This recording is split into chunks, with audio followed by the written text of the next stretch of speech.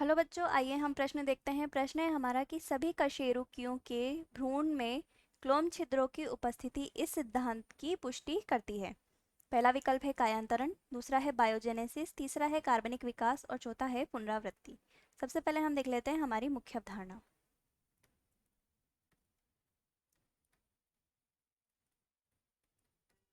जिसमें हम देखते हैं कि जो सभी कशेरुकी हैं उनके विकास में, जो उनके भ्रूण का विकास है, भ्रूण विकास है, उसमें एक अवस्था आती है जिसमें क्लोम छिद्र उपस्थित होते हैं।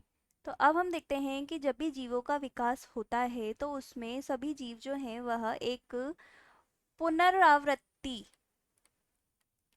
को दर्शाते हैं, जिसमें वह अपने पूर्वजों के अनुसार विकास क्रिया दिखाते हैं, जिसमें क्या होता है, उनके भ्रूण में क्लोम छिद्र उपस्थित होते हैं। अब हम देख लेते हैं हमारा जो विकल्प दिया गया है, पहला विकल्प है कायांतरण का। तो कायांतरण क्या होता है? कायांतरण वह विधि होती है जिसमें एक ही जीव के अवस्था के एक से अधिक रूप होते हैं।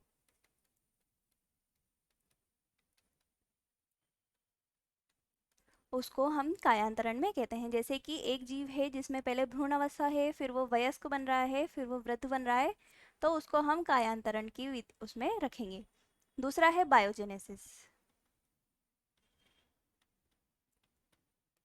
बायोजेनेसिस वह सिद्धांत है जिसके अनुसार किसी भी जीव का विकास या जीवन जो है वह किससे आया है? जीवों से बना है। यानी कि जीवन का विकास जो है वह जीवों से हुआ है। इसके बाद है अगला कार्बनिक विकास। कार्बनिक विकास के अनुसार कि जो जीवन का विकास है या जो जीवन की उत्पत्ति है वह कार्बनिक पदार्थों से हुई है।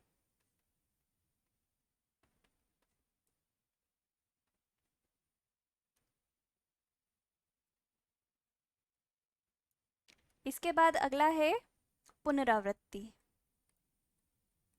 तो पुनरावृत्ति में क्या होता है कि कोई लक्षण है जो कि भ्रूण में उपस्थित है,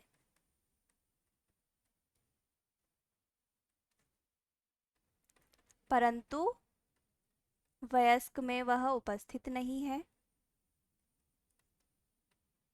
या वयस्क में हम कहते हैं कि वह विलुप्त हो चुका है।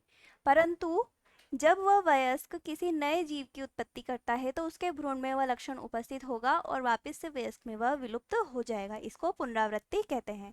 तो अब हम विकल्प देख लेते हैं। पहला कायांतरण, यह गलत है। दूसरा बायोजेनेसिस, यह भी गलत है। तीसरा है कार्बनिक विकास, यह भी गलत है। और चौथा है पुनरावृत्ति, तो यह सही है।